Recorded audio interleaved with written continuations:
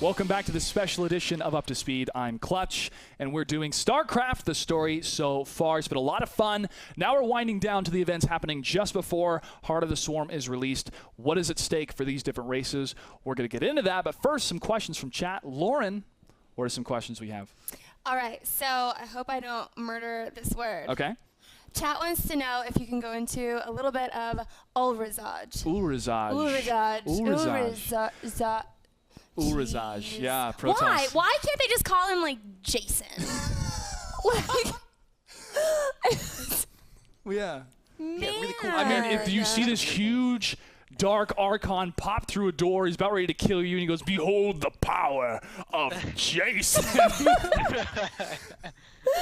No, it's like, Jason, shouldn't you have a mask from a lake or something? Your mom's kind of crazy. That's the kind of Jason I know. No, Ulrazaj, I believe, is the pronunciation. Kevin, I'll let you handle this. Interesting character, definitely an interesting fellow. Basically what happens is he's a Dark Archon, except he's not formed from two Templars, Dark Templars. He's formed from 7 Dark Templars, making him arguably the most powerful Dark Archon in all of StarCraft history. Basically what happens is he's a character, one of the villains from the Dark Templar saga. He's got this sun drop, I think is what it is. No, that's the other drugs. There's lots of drugs. This is terrible. Yeah. This is definitely not suited for children. Lots and lots of drugs are being taken in StarCraft. You get stim packs, you get sun drop, all kinds of stuff. Basically, Ulrazaj has his own kind of ragtag Dark Templar squad going on. He's basically like a Dark Templar cult. And essentially what happens is in the Dark Templar saga, Zamara, again, the Protoss inside of Jake Ramsey's head, ends up trapping Ulrazaj inside of the same crystal that Zamara is trapped inside of. So that makes for a very interesting dynamic. So theoretically, he's not dead, but he's trapped inside of this crystal, along with Zamara. So interesting. Possibly he'll make a return? Yeah, it's possible. There were some machinations perhaps in the past that he was manipulated by the Dark Voice.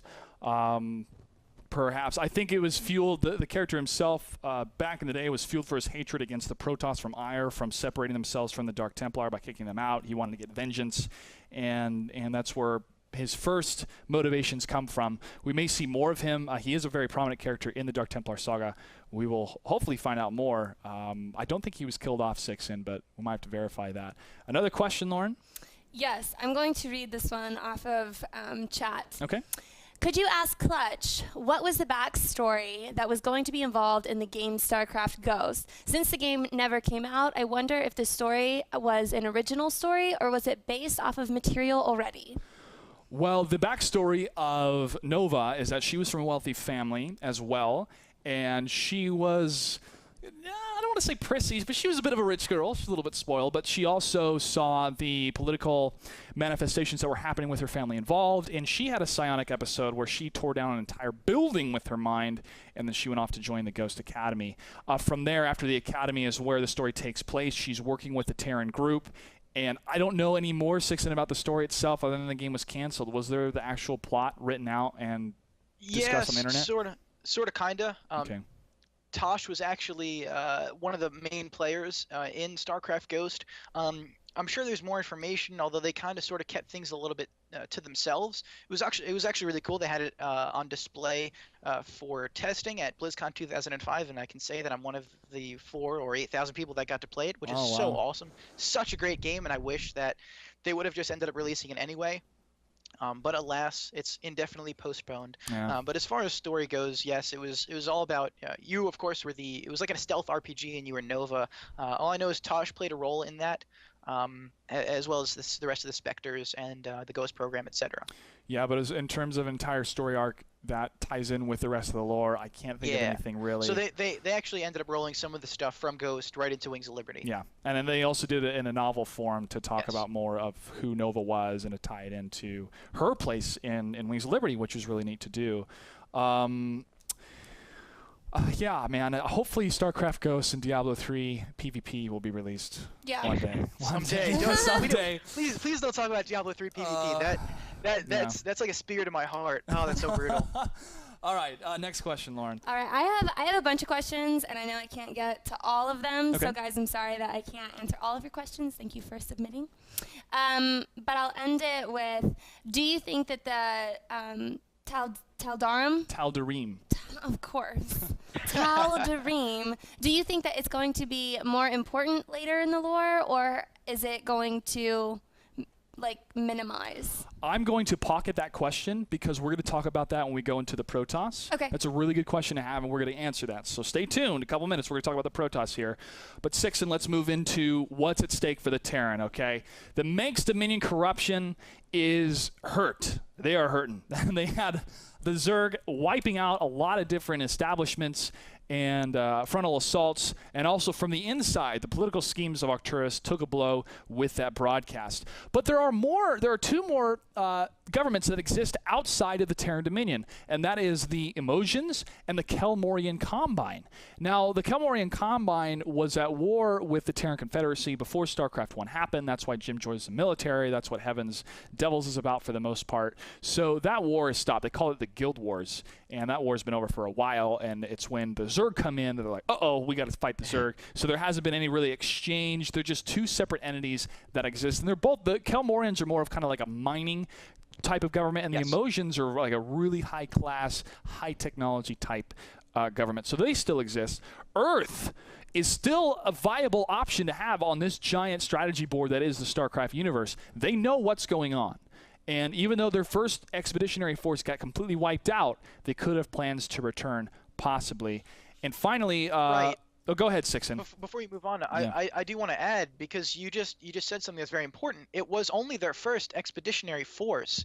It wasn't their entire fleet. So the UED is still hanging around. Yes, they're reestablishing because they did lose quite a bit. But again, I wanted to harp on that. That was only their first expeditionary force. So there's definitely, Earth is definitely going to play a role at some point. Yeah, I think so. But they did completely underestimate the Zerg, and also the Terran Dominion themselves, and even the Protoss.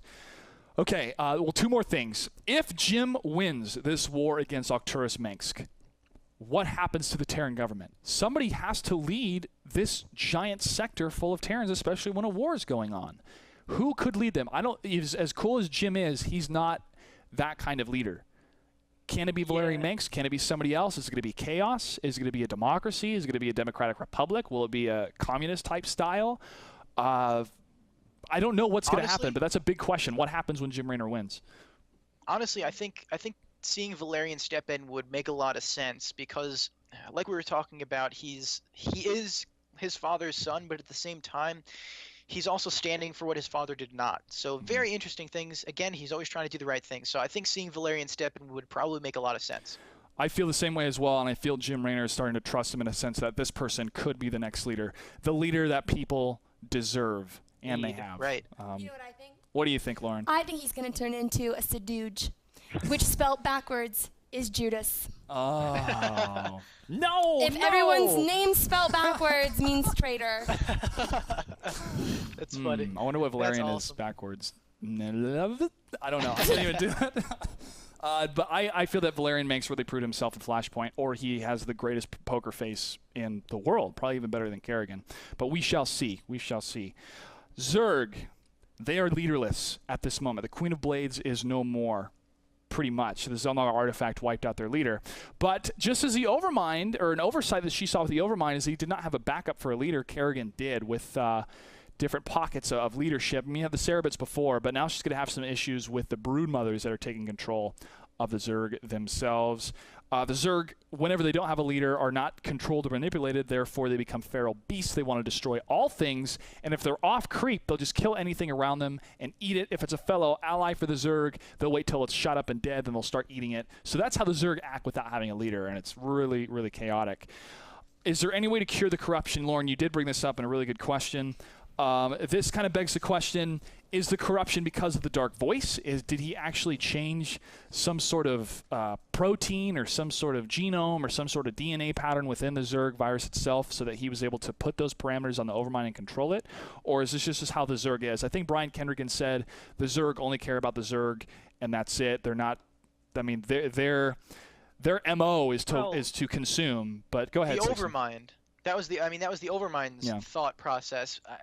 I think this is very important, and I believe that this is kind of where Kerrigan's going to tie in. I think that Kerrigan has to become the Queen of Blades once more, just because it'll stop the Dark Voice from being able to basically come in and control the Zerg himself.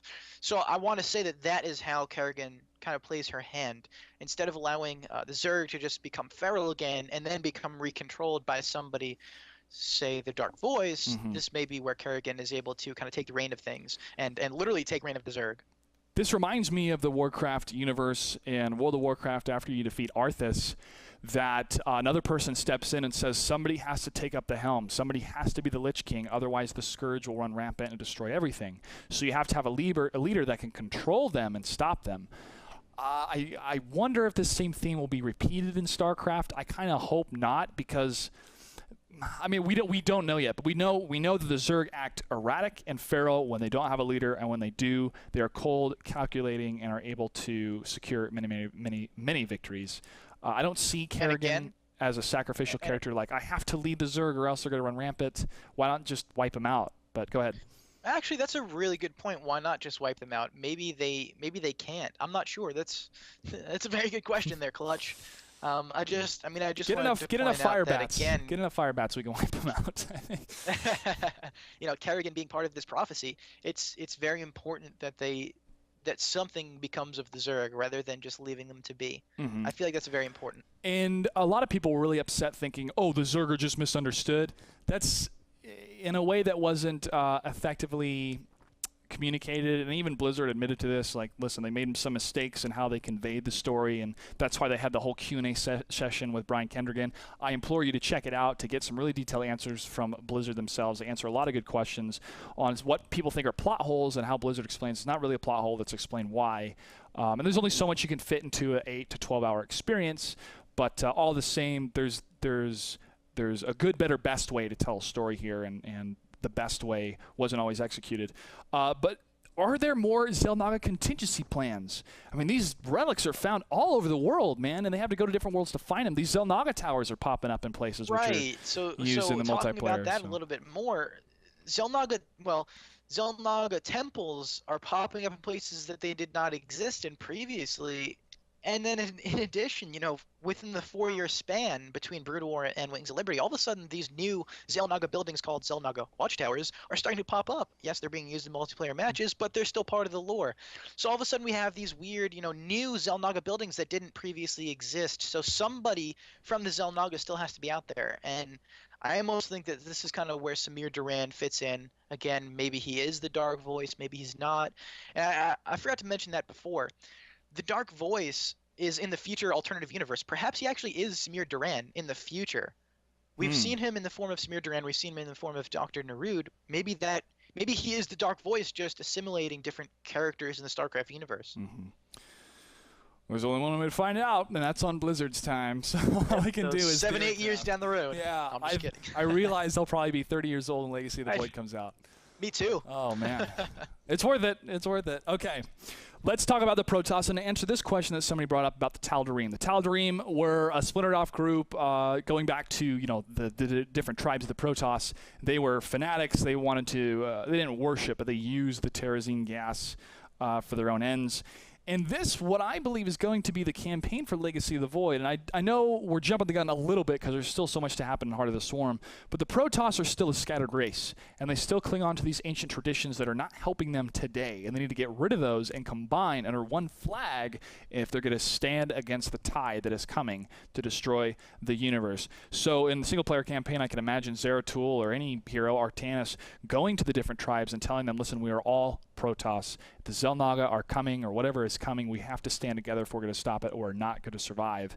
And that's where we see these different tribes like the Tal'Darim or other Protoss tribes that can unite under one Protoss banner. What we saw in StarCraft 2 Wings of Liberty is that they were, like I said, fanatics, and were not the same Protoss that Jim had come to know. Tychus makes that very, very clear when he talks to him.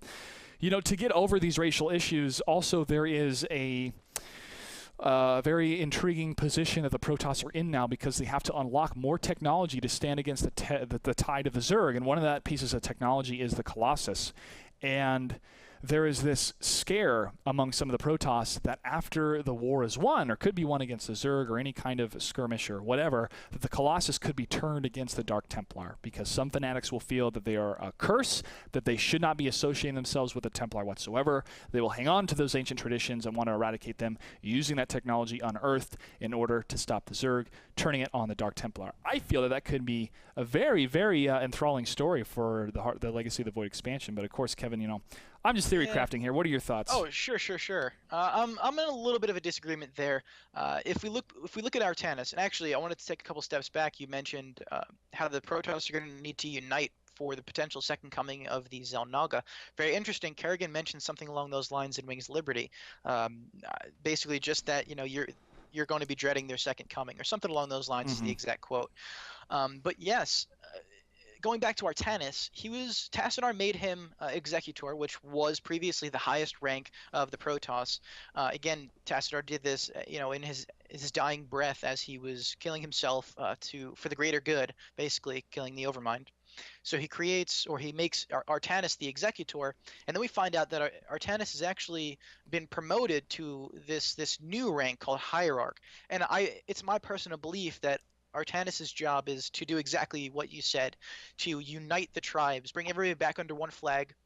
And this is kind of why I feel like he wouldn't let the Colossus go after the Dark Templar.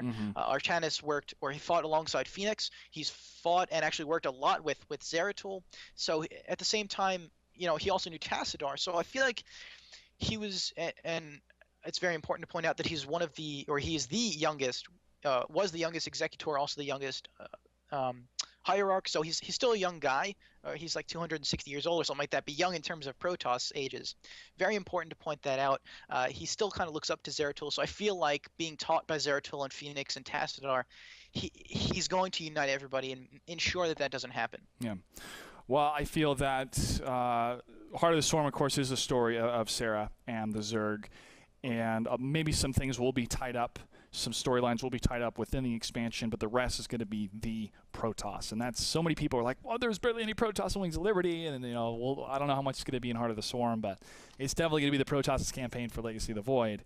And I wonder if some of them feel that the inevitable has to occur. They have to combine with the Zerg in order to stop the tide that's coming. If maybe the combination doesn't mean a physical combination, maybe it means two races that work together. In a certain point of view. The Protoss, they were pretty decimated, and now they are trying to get rid of their underestimations of the Terran, and also to completely stop the Zerg. So that's what's at stake for them. Hopefully we'll see more of them in Heart of the Swarm. There are a couple hints of them showing up in the cinematics. Anything else we need to add about what's at stake for the three races before we jump into what we would like to see to Heart of the Swarm and then close out, Sixon? It's very interesting what you just said, because it's almost like they're trying to stop the Xel'Naga from being reborn again, in terms of this hybrid race again, as they would technically be the rebirth of the Xel'Naga. It's very interesting. Perhaps that they may need to do that, you know, on their own terms. So as far as what's at stake, each race, yes, they have to do what's best for them, but at the same time, they also have this dark voice character that's kind of out in the middle of nowhere, trying to do his own thing while manipulating everybody. So it almost seems like the universe is in turmoil. Yeah, it does. It is in turmoil, but that's why it's so fun. That's why it's so, I mean, this universe is so brutal, and a lot of people were thinking, this isn't the same brutal universe that I grew up with StarCraft and Brood War, if the Zerg are just this misunderstood race. And Blizzard came out and said, they're not, guys. They want to destroy everything that's not Zerg. So wrapping up here, one of the most important parts about Flashpoint is that Sarah is starting to unlock more and more of her power, and she is more powerful than when she was. Now, if you guys remember starting multiplayer out, 3 years ago almost, for Wings of Liberty, you had a number of portraits that you could select, and one of them was a female engineer that you see in one of the cinematics when Tychus and Jim are having a little brawl. And her name's Annabelle Thatcher, and she actually plays a bigger role in Flashpoint. She comes up with a schematic to put weapons on the dropship, the fanfare that Jim Raynor uses, and those weapons come in handy when they go in to rescue Sarah Kerrigan, Egon Stetman, and Jim Raynor and Valerian Manx, who were captured at the Mobius Foundation when Dr. Narud turned on them. Sarah, and they're being chased by a hybrid too as well. Sarah realizes that there's no way to get to the dropship unless she unleashes her full amount of power. She does in this righteous fury and annihilates all her enemies in their path. Unfortunately, Annabelle Thatcher was at the rear of the dropship, waiting to rescue them to open the door, and her the psionic pulse from Kerrigan hit her and killed her. So she was a casualty of war. Her brain just shut off. And that's the emotions that are running right now when we start Heart of the Swarm. There is this sense of dread around Sarah Kerrigan that nobody knows who she is, what she is. Nobody knows if they can trust her. They don't know if she's still part of the Zerg. And it's really, really sad, man, because Annabelle was... there was so much more to her, and she was kind of this person that did her job, that did such a good job doing it in such a brutal universe. It was just, this flower in the desert. And the way that she died, it just put everybody in a really, really sad, cautious, angry mood against Sarah. And that's what Sarah has to deal with, and that's why Jim is pretty much her only ally, even amongst the Terrans. Yeah, she's blowing everybody else's heads up. Yeah, well, so what happens is Sarah understands that she needs to go to a serious medical facility and to be checked out to find out who she is. And they go to the I believe it's a Kelmorian Combine Research Facility. It might be the Emotion. It's one of the governments outside of the Terran Dominion. And Jim looks at her, she looks at Jim, and they both say to each other, "I love you," as she descends the elevator. And that's pretty much where Heart of the Swarm, I believe, is going to start off, guys. She is in that facility. So that's the tension, and that's what's at stake for these three races for Heart of the Swarm. What I would like to see, we're definitely going to see Kerrigan have some serious vengeance against Mix. She's going to be hell-bent on stopping him. Jim is trying to sway her. Don't do this. I fought heaven and earth. I moved heaven and earth to rescue you, and now you're just bent on this vengeance.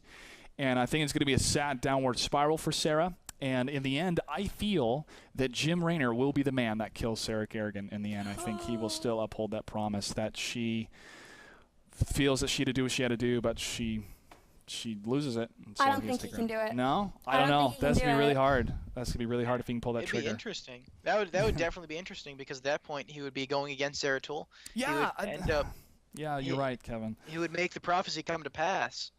Yeah, I know. One man holds her life. Just as Zeratul says, you hold her life in your hands. So one dude holds the fate of the universe in his hands, man. I think they're going to hook up and birth the fourth race. You heard it here first. Take bets. That's my prophecy. Lauren may be onto something. That's your prophecy? Okay. Just taking the facts, and I'm playing it out. Well, we'll find out if you're a prophetess. Coming up soon. Kevin, I really appreciate you coming on the show and your vast knowledge of the world of StarCraft. Finishing out here, what would you like to see in Heart of the Swarm? What kind of characters would you like to see in the expansion coming out in just 3 days? Well, I mean, there's definitely a couple interesting things that could happen. Not necessarily that I would like them to happen, but I mean, I did some theory crafting with the guys at SC Legacy. We see in the trailer that Kerrigan fights Zeratul. Maybe Kerrigan kills Zeratul, and now Jim Raynor is stuck. Well, what does he do? Oh man! Because now he's just witnessed her kill, a lot of Protoss friends. She's brutal. Like, she kills a lot of people. And now Zeratul, Phoenix a couple times, Zeratul now. So what does he do? Maybe he does kill her. I'm not sure. Regardless, I mean, there's definitely a lot of characters I want to see come back. I want to see the Zelnaga make a play. I want to see Samir Duran. I want to see Tassadar have more to do with this. Again, I mean, Jake Ramsey would be so cool to see. So lots of interesting stuff. Not that I necessarily want to see particular things happen, or that I think something's going to happen. I won't say anything. Although I'd love to see Tassadar Zeratul make an Archon and make like this sick, amazing, crazy, Twilight Archon thing. But anyway, cool stuff.